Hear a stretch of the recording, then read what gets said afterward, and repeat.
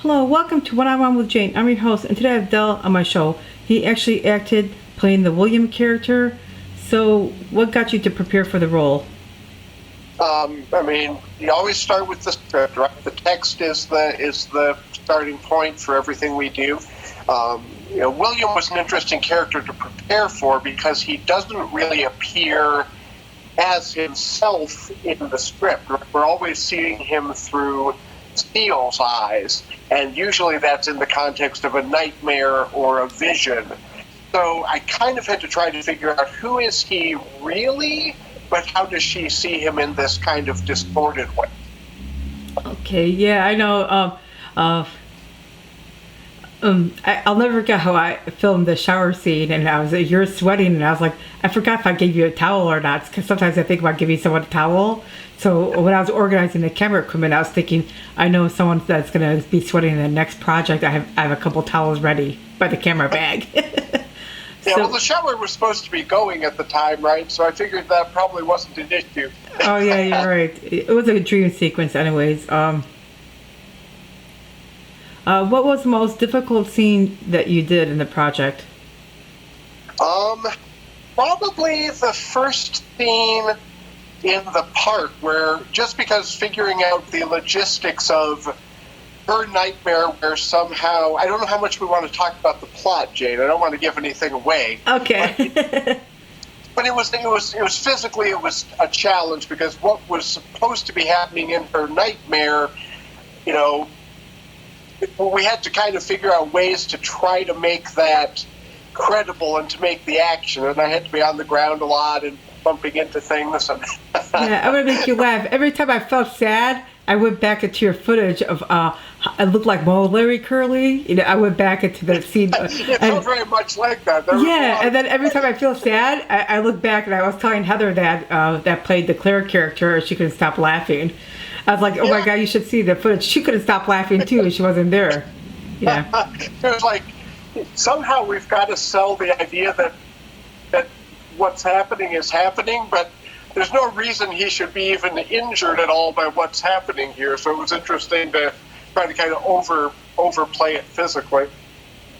Yeah, and plus, there was a lot of noise at the park, and I was thinking, think fast, Jane, what should you do? And I was like looking, and I was like, oh, that trash can kind of looks like a wishing well because of the shape of it and everything. And we couldn't film there because we were making a lot of noise, and I was thinking the best thing to do is really just film what we can, Yeah, that's what you do sometimes. You find a way to tell the story, even if it's not, exactly what you planned originally.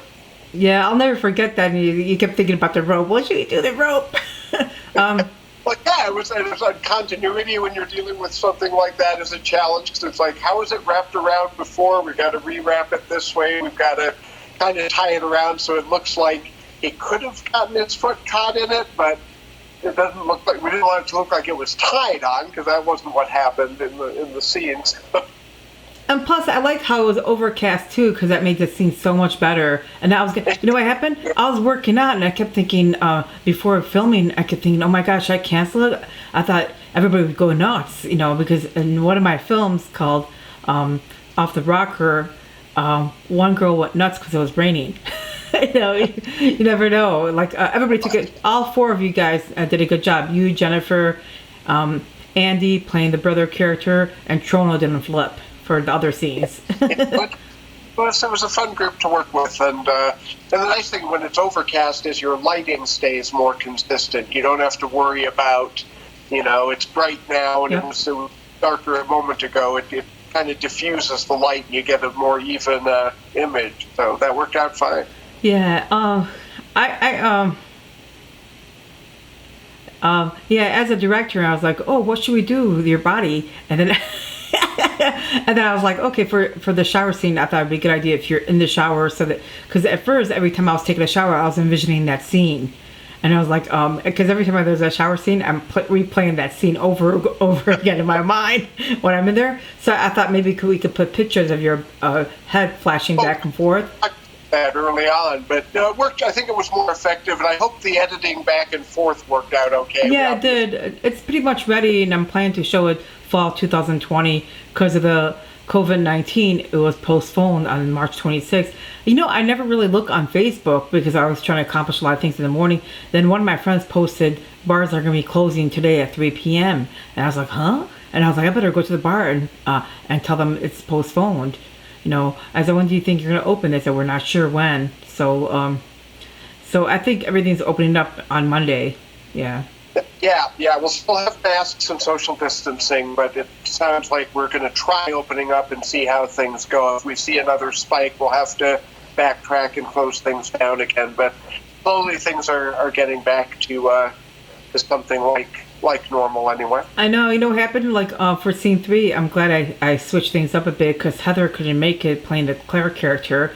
And I was thinking, what should I do? And I saw Andy sitting right behind me. Yeah, he did a great job. He got those lines down, and we shot the scene without any big hit. So that's tough to do, but sometimes it happens. So do you think mylines.com actually works? I'm sure you're using that all the time. I use it all the time. I've done shows with 300, 400 lines, and it works well for me. Film is a little easier because usually you're doing a few scenes in a day, so usually you kind of, you only have to maybe learn 20 lines or so. But yeah, it works well for me. It doesn't mean it works well for everyone. For some people, memorization, like I've gotten better at it in the past 5 years. It's easier for me to learn lines than it was when I was just kind of coming back to this. But some people do better by actually writing it down and memorizing it that way. What I like about using the app, and there are several that work the way MyLines does, what I like is that because it reads the other character's lines just in this flat, affectless computer voice, it doesn't get you locked into a reading of it, which makes it easier to still listen to your fellow actors and react in real time. Sometimes if you record all the lines yourself, that's how you get used to them being delivered. So the less natural the other lines sound, the more, for me, the easier it is to just focus on the words and know I know those, so that if the emotional pitch of the scene plays differently than what I was maybe expecting, I've got some freedom. I'm not too locked into a reading of the line. Yeah, you know why? Because I told one of my actresses to contact you because she was like, I was trying to do a video and I was trying to wrap it up by a certain time. She kept messaging me nonstop. I don't know if anyone named Shelby tried to contact you. Oh yeah, we've been talking, and she. Oh my God! And I hope she's sounds like she's ready for filming to start. I know. If I tell you this, I was like, so I put something up. I was like, Gemini signs contact me nonstop. She's one of them. I was trying to wanted to tag everybody, but I didn't. That's fine. It's okay because I thought she could ask you because she thought I used that, so I never used it before. Good thing you gave her a pretty good tip. Well, there are other tools out there, but they all kind of work the same way. The idea is the app has all the text, and you can tell it, okay, I'm playing this role, so it can read the other lines, and then you can say your line, and then hit a button to go on to the next line. When you're first learning it, it can read your lines as well. But once you know your lines, it's nice to just have it give you the cues. I keep thinking it looks like you couldn't snap out of character. You know what I mean? Like I was like looking at you, and I was like, he can't snap out of character. I try to stay in. I mean, it's easier to stay in character than to try to drop in and out, especially when it's a really kind of extreme character like William. He was not a human being really in her dreams and her nightmares. He was this kind of semi-demonic vision. I think at the very end when she rescued, well, don't want to give things that much away, but I think at the end he's a little more what he really was. Yeah, that improv was good. I'm not a fan of improv, but I like how you did that. You know what I mean? Yeah, I don't think I guess we maybe added a little. You said that. I remember. I was like, wow, he did improv. I was like, oh, forget it. I was like, I get overthinking looking at you. Happens and you go, that wasn't right, but I'm not gonna stop in the middle of a shot and go, hey, I screwed that line up. Well, thanks a lot for being on One-on-One with Jane. Good to be here. Thanks for having me, Jane. You're welcome.